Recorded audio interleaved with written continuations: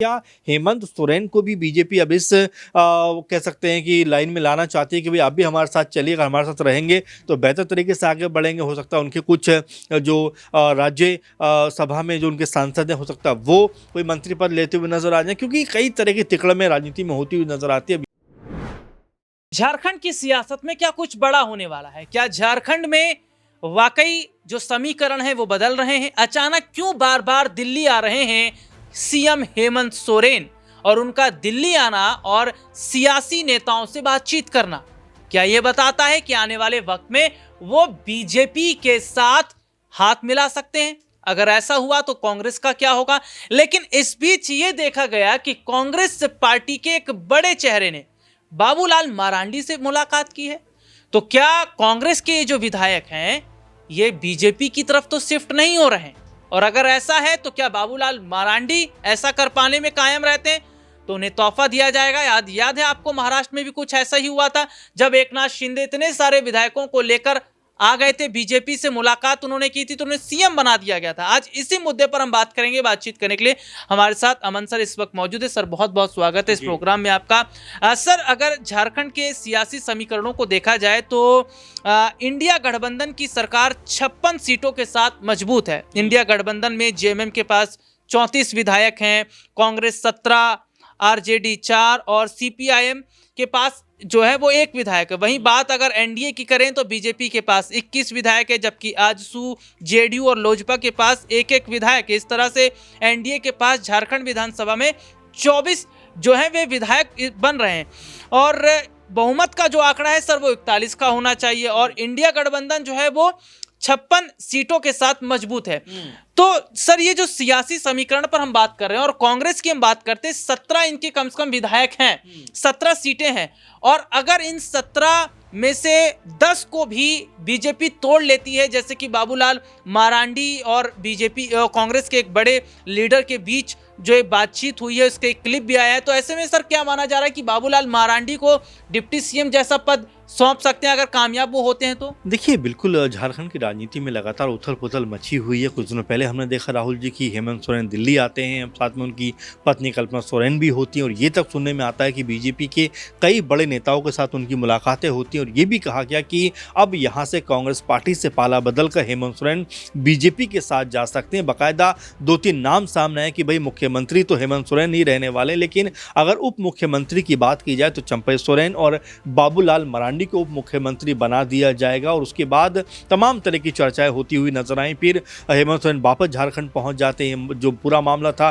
ठंडे बस्ते में चला जाता है, कोई चर्चा इसको लेकर नहीं होती। लेकिन एक बार फिर ये मामला इसलिए बाहर आ रहा है क्योंकि प्रदीप यादव जो कांग्रेस पार्टी के विधायक दल के नेता हैं, वो अचानक से बाबूलाल मरांडी से न सिर्फ मुलाकात करते हैं बल्कि एक पर्चा भी उनको देते हुए नजर आते हैं। तो सवाल ये उठ के सामने आते हैं कि चलिए, मुलाकात करना कोई बड़ी बात नहीं है, राजनीति में ये मुलाकातें होती रहती हैं। अभी कुछ दिनों पहले हमने देखा कि जो केंद्रीय संसदीय मंत्री हैं किरण रिजिजू, उनके साथ राहुल गांधी की मुलाकात हो रही थी। तो ये बड़ा आम है ये सब मुलाकातें होना, लेकिन जिस तरीके से इस मुलाकात के दौरान उन्होंने एक पर्चा जिस तरह से बाबूलाल मरांडी को दिया है, उसको लेकर तमाम तरह की अफवाहें अब यहाँ पर जो है फैल रही हैं कि क्या कोई ये एमएलए की लिस्ट थी, क्या इसमें उन एमएलए का जिक्र था जो बीजेपी के पक्ष में जा सकते हैं। यानी कि एक तरीके से संभावनाओं को जो बाजार था वो यहाँ पर गर्म होता हुआ दिखाई पड़ा। अगर वाकई में राहुल जी ऐसा होता है तो बिल्कुल बीजेपी इसमें चूकने वाली नहीं है। बीजेपी के लिए अक्सर ये कहा जाता है कि सरकारों को तोड़ना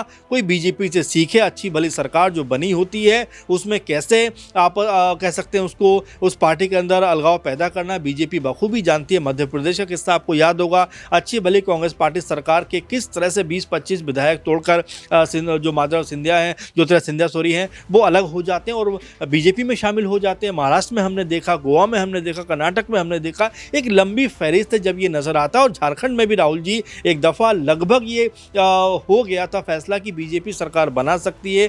कांग्रेस पार्टी के ही इरफान अंसारी जो अभी स्वास्थ्य मंत्री उस समय बंगाल में उनको पकड़ा गया था, उनके पास कुछ पैसा भी बरामद हुआ था और ये तक कहा गया था ये पैसा जो है बीजेपी की तरफ से दिया गया है। तो ये कोशिशें लगातार चलती रही हैं, लेकिन अब जिस तरह से बाबूलाल मरांडी के साथ में प्रदीप यादव की मुलाकात है, वो मुलाकात क्या कोई अलग रूप लेती हुई नजर आ सकती है। क्योंकि अगर हम आंकड़ों की भी बात करें तो बीजेपी और एनडीए कहें तो वो 24 सीटों पर नजर आता है, कांग्रेस पार्टी 16-17 सीटों पर नजर आती है। सब विधायक तो नहीं जा सकते, लेकिन क्या कुछ विधायक तोड़ने का प्रयास किया जा रहा है। साथ में जेएमएम के भी कई विधायक ऐसे हैं जिनको लेकर लगातार चर्चाएं थी कि क्या वो इस तरफ अपना रुख दिखा सकते हैं। तो ये क्या बीजेपी का एक अलग तरह का यहाँ पर राजनीति करने का ढंग है, सरकार बनाने का ढंग है, जहाँ पर वो जो सत्ताधारी पार्टी उनके विधायक छीन के अपने आप को सत्ता में लेकर जाना चाहती है। तो अभी फिलहाल कई तरह की अटकलें लगाई जा रही हैं, लेकिन सच क्या है वो अभी कहा नहीं जा सकता, क्योंकि पर्चे की सच्चाई तो सिर्फ प्रदीप यादव जानते हैं या बाबूलाल मरांडी ही बता सकते हैं। जी।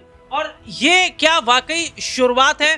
और अभी देखा गया है कुछ समय पहले भी जो हेमंत सोरेन है वो पत्नी कल्पना सोरेन के साथ दिल्ली आए थे। हालांकि इस बार दूसरी दफा जो दिल्ली आए हैं उनकी वजह है क्योंकि जो राज्यपाल हैं संतोष गंगवार, उनके बेटे की जो शादी है उसका जो रिसेप्शन था दिल्ली में रखा गया था, इस वजह से वो दिल्ली में आए। लेकिन यहाँ पर वो राजनीतिक जो नेता है उनसे भी मुलाकात उनकी हुई है। बिल्कुल राहुल जी, और इस तरह की मुलाकातें ऐसे ही समारोह में होती भी हैं जहाँ पर तमाम कह सकते हैं कि दलों के लोग पहुँचते हैं। क्योंकि देखिए राजनीति अपनी अलग जगह पर, लेकिन जब इस तरह के फंक्शन होते हैं, इस तरह की जब पार्टियां होती हैं तो तमाम दलों के नेता वहां पर पहुंचते हैं और देखिए इस तरह की मुलाकातें होती हैं। अब ऐसे में इन मुलाकातों का असर क्या होता है ये भी देखने वाली बात है, क्योंकि हेमंत सोरेन को लेकर ये भी कहा जा रहा है कि उनके ऊपर जो आरोप और एलिगेशन लगे हुए उससे बचने के लिए हो सकता है वो बीजेपी का दामन थामते हुए नजर। अब इसमें कितनी सच्चाई है, क्योंकि कांग्रेस पार्टी के साथ आरजेडी के साथ मिलकर लगातार वो सरकार चला रहा है। वैसे में अगर कांग्रेस पार्टी से अलग होते हैं तो क्या बीजेपी में उनकी वो वक्त वो इज्जत हो पाएगी, वो मान सम्मान हो पाएगा? ये भी कहा गया कि बीजेपी के ऊपर हेमंत सोरेन ने एक समय ये भी कहा था कि वो नहीं देखना चाहते कि एक आदिवासी का बेटा मुख्यमंत्री बनकर बैठा हुआ। तो इस तरह की तमाम सारी जो आरोप लगे हैं, लेकिन देखिए राजनीति में इस तरह के आरोप जो है वो एक समय लगते हैं, लेकिन दूसरे ही क्षण इस तरह के आरोप कहीं दूर चले जाते हैं और आपस में दलों का साथ हो जाता है। तो क्या हेमंत सोरेन को भी बीजेपी अब इस कह सकते हैं कि लाइन में लाना चाहती है कि भाई आप भी हमारे साथ चलिए, अगर हमारे साथ रहेंगे तो बेहतर तरीके से आगे बढ़ेंगे। हो सकता है उनके कुछ जो राज्य सभा में जो उनके सांसद हैं हो सकता है वो कोई मंत्री पद लेते हुए नजर आ जाए, क्योंकि कई तरह की तिकड़में राजनीति में होती हुई नजर आती है। अब यहाँ पर हेमंत सोरेन का स्टैंड क्या रहता है, कांग्रेस पार्टी का स्टैंड क्या रहता है, बीजेपी का स्टैंड क्या रहता है, इसको लेकर देखना आने वाले दिनों बाकी दिलचस्प रहेगा। लेकिन फिलहाल आंकड़ों पर गौर करें तो बीजेपी फिलहाल तो रेस से बाहर है, लेकिन क्या जोड़ तोड़ करने का प्रयास वो शुरू कर चुकी है और क्या इसीलिए अब हेमंत सोरेन के कहीं ना कहीं जो कॉन्फिडेंस उसमें कमी देखी जा रही है। जी। तो देखिए बारीकी से सर ने बताया, और क्या वाकई झारखंड की सियासत में ये सबसे बड़ा बदलाव है वो देखने को मिला। सर मैं थोड़ा सा डिप्टी सीएम को लेकर भी बात करूंगा।